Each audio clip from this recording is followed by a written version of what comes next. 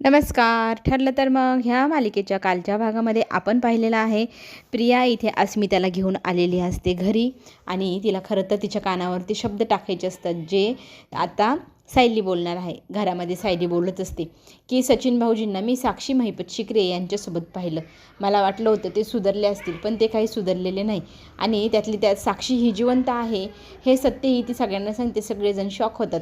पण आता इथे पुन्हा एकदा अश्विन म्हणतो, कशावरून? तिथं पोलीस स्टेशनमध्ये असतानाच मेली आहे, मग जिवंत असू शकते असं कसं म्हणतेस तू? तर ती म्हणते, याच्या अगोदरही मी यांना म्हणाले होते, तर यांनी माझ्यावर विश्वास ठेवला नाही. त्याच्यासाठीच तर मी आता पुराव्यासकट बोलत आहे. तिने जो फोटो काढलेला असतो ना सचिन आणि साक्षीचा, तो सगळ्यांना दाखवलेला असतो. सगळेजण त्या फोटोला पाहून एकदम शॉकमध्ये जातात की असं कसं शक्य आहे. पण ती म्हणते हे खरं आहे. आणि त्याच वेळेला प्रिया बाहेर उभी असते अस्मितासोबत. लगेचच मोठ्याने ती बोलू लागते, बघ ना, सचिनचं अफेअर आहे हे तर माहिती होतं, पण ते साक्षी महिपत शिकरे बरोबर, साक्षी जिवंत आहे, तीही आता गर्लफ्रेंड आहे सचिनची. अरे बापरे, असं ओव्हर ॲक्टिंग करून ती अस्मिताला घाबरवण्याचा प्रयत्न करू लागते आणि जोरजोराने बोलू लागते की असं कसं होऊ शकतं. इकडे मात्र घरामध्ये कल्पना फार रडू लागते की माझ्या मुलीचं कसं होईल. आणि आपण अस्मितासाठी त्याला माफ केलं, घरात घेतलं, पण काय झालं हे सगळं, असं सगळं बोलत असतात. अस्मिता हे सगळं ऐकते आणि तिला एकदम मोठा शॉक बसतो आणि ती जोरात विवळून उठते. आई गं, असे हाक ऐकायला येते. घरामध्ये सगळेजण बोलत असतात की आपण सचिनला माफ नाही करायचं. इथे अश्विन तर म्हणतो, मी आत्ता नाही का सायली तुला सांगतो, मी फक्त तू म्हणाली म्हणून त्याच्याशी गोड वागत होतो, बोलत होतो, पण आत्ता मला असं वाटतं त्याला इथे आणावं आणि त्याचा जीवच घ्यावा की काय. असं वाटतं एक चापट मारल्याने सुद्धा मन समाधान होणार नाही, असा मनस्ताप इथे या मुलामुळे झालेला आहे. आणि इथे सगळेजण त्याच्या विरोधात बोलू लागतात. ते सगळं बोलणं इथे आपल्या अस्मिताच्या कानावर पडत असतं. अस्मिताला फार वाईट वाटत असतं की माझा नवरा चीटिंग करतोय, तेही अशा पद्धतीने, आणि तेही गर्लफ्रेंड कोणती असावी, तीही साक्षी. फोटो सकट इथे सायली दाखवत असते, ती लांबून बघत असते. ते सगळं पाहिल्यानंतर इथे ती जोरात पोट दुखल्यामुळे जोरात ओरडू लागते, आई गं आई गं. सगळेजण मग तिच्याकडे धाव घेतात. इकडे प्रतिमा घरी बसलेली असते. तिला ना ते गोष्टी आठवते की सायली मला म्हणाली होती की मी तुम्हाला फोन करेन, मग आपण तन्वीसोबत वेळ घालवायचा कधी ते सगळं काही ठरवूया. पण तिचा काही फोनच आला नाही. काय झालं असेल, फोन करावा की काय. पण म्हणते अजून थोडा वेळ दुपारपर्यंत वाट बघते. तिने फोन केला तर ठीक, नाही तर मीच फोन करून विचारते, अशा विचारात ती बसलेली असते. तिथे सुमने त्याने विचारू लागते, ताई तुम्ही एवढं कसल्या गहन विचारात आहे. मग ती सगळं सांगते की मला सायलीने सांगितलं की आपण तन्वीसोबत वेळ घालवूया, पण मी असतानाच घालवायचा. मग मी सायलीची वाट पाहते. ती मला म्हणाली होती मी तुम्हाला फोन करेल, पण तिने अजून फोन केला नाही गं. मला असं वाटते की मी तिच्यासोबत वेळ घालवला मग मला समजेल की ती खरंच माझी मुलगी आहे की नाही. मला ना सारखं गट फिलिंग येते की मला ती माझी मुलगीच नाही. हे सगळं तुम्ही भाऊजींना सांगितलं का, असं सुमन विचारते. तर प्रतिमा म्हणते, नाही, अजूनपर्यंत तर मी काही सांगितलेलं नाही. त्यांचा मनस्ताप आणखी वाढून जाईल. मी माझी खात्री करून घेईल मनाची, मगच हा विषय त्यांच्याकडे काढेल. तर इथे सुमनही म्हणते, ताई तुम्ही जो काही निर्णय घ्याल ना, त्याच्यात मी तुमच्यासोबत खंबीरपणे तुमच्या पाठीशी उभी राहील, असं म्हणत दोघीजणी एकमेकींना साथ द्यायचं ठरवतात. पुढे आपल्याला हेही पाहायला मिळेल की अस्मिता जोरजोरात रडत असते, ओरडत असते आणि तिच्याकडे सगळेजण जाऊन तिला विचारपूस करू लागतात. पण इथे ती सायलीला विचारते, तू खरंच त्याला पाहिलं तिच्यासोबत? असं म्हटल्यानंतर ती बेशुद्ध पडते. तिला सगळेजण उठवण्याचा प्रयत्न करतात, पण ती काही केल्या उठेन अशी होती. लगेचच ती ॲम्ब्युलन्सला अश्विन फोन करतो. मग तिला हॉस्पिटलमध्ये ॲडमिट करावं लागेल असं त्याच्या लक्षात येतं. सगळी धावपळ चालू होते. कोण पाणी आणतं, कोण काय करतं अस्मिताला उठवण्यासाठी, पण अस्मिता बेशुद्ध अवस्थेमध्ये गेलेली असते. सगळ्यांना आता टेन्शन अस्मिताचंच आलेलं असतं. आपल्याला हेही पाहायला मिळेल की सचिनला आता साक्षी थेटच विचारते, तू तुझ्या बायकोवर जास्त प्रेम करतो की माझ्यावरती? तुला माझ्यासोबत राहायला काय प्रॉब्लेम आहे? तर तो म्हणतो, म्हणजे तुला कळलं? तर ती म्हणते, मला खोटं बोललेलं अजिबात आवडत नाही. आणि तुझ्या माहितीसाठी सांगते, मी साक्षी आहे, महिपत शिकरेची मुलगी. माझ्याशी खोटं बोलल्यानंतर काय परिणाम होतात याची तुला छोटीशी झलक देते, असं म्हणत त्याचं बोट ती पिरगळू लागते. त्याला दुखतं. तो जोरजोरात ओरडू लागतो. पण इथे ती म्हणते, तू कशासाठी तिच्याकडे परत जातो? इथे मी आहे ना, मी तुला काय कमी पाडलं होतं? माझं तुझ्यावर प्रेम, खरं प्रेम आहे, म्हणून मी तुझ्या मागे एवढी वेड्यासारखी फिरत होते. आणि तू माझ्याशी खोटं बोलत होता. कशासाठी? का खोटं बोलत होता माझ्याशी? असा ती जाब विचारू लागते. इथे तो काहीच बोलत नाही. तो म्हणतो, मी एक तर बँकरप्ट झालेलो आहे आणि मला माझ्या बायकोसोबत आता राहावंच लागेल, ती प्रेग्नेंट आहे, आमचं बाळ जन्मलेल. पण इथे साक्षी म्हणते जर तू माझ्याकडे परत येणार असेल तर मी तुला रगड पैसा देईल, इतका की तू इमॅजिन करू नाही शकणार. माझं तुझ्यावर खरंच खूप प्रेम आहे, तू माझ्याकडे कायम चा असावा असं मला वाटतं. असं म्हणत ती त्याला आता चांगला पैशांची ऑफर देऊ लागते. अस्मिताला सगळेजण हॉस्पिटलमध्ये ॲडमिट करू लागतात. डॉक्टरांसमोर आता अस्मिता असते. आता डॉक्टर म्हणतात की थोडा वेळ मला द्या, मी नंतर सांगते.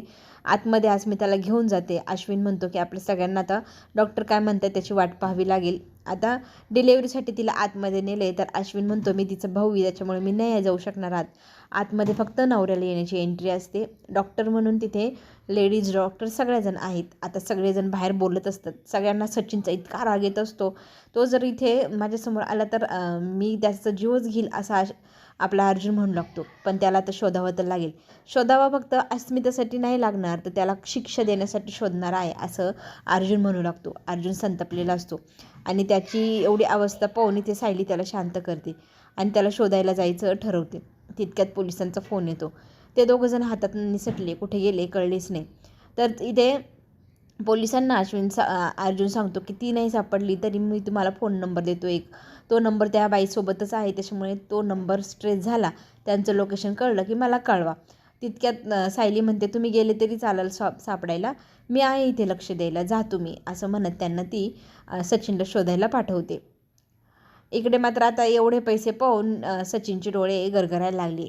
आता ह्या अस्मिताच्या कार्डमध्ये कितीकशे पैसे असणार, त्या पैशांसाठी तू दिशी गुलामी करतोस ना, असं म्हणत इथे ती त्याला म्हणू लागते की मी तुला इतके रगड पैसे देईल, हे कार्डमध्ये जितके असेल ना त्याच्यात 10 पट पैसे माझ्याकडे आहे, फक्त आणि फक्त तुझ्यासाठी, कारण मी तुझ्यावर खूप प्रेम करते, मी तुझ्याशिवाय नाही राहू शकणार. तर तिने खोलीत जाऊन रगड असे दागदागिने पैसे आणलेले असतात, टेबलवर ठेवलेले असतात आणि आता इथे ते पैसे पाहून गरगरलेले असतात डोळे सचिनचे. तो आता ते पैसे घेऊ लागतो. तर ती म्हणते हे बघ, एकदा जर तू पैशांना हात लावला तर मी तुला पुन्हा कधी तुझ्या बायकोकडे जाऊ देणार नाही, आणि जर तू असा विचार केला ना मला सोडून तिच्याकडे जाण्याचा, तर काय हाल होऊ शकतात याची मी तुला छोटीशी झलक सांगू का.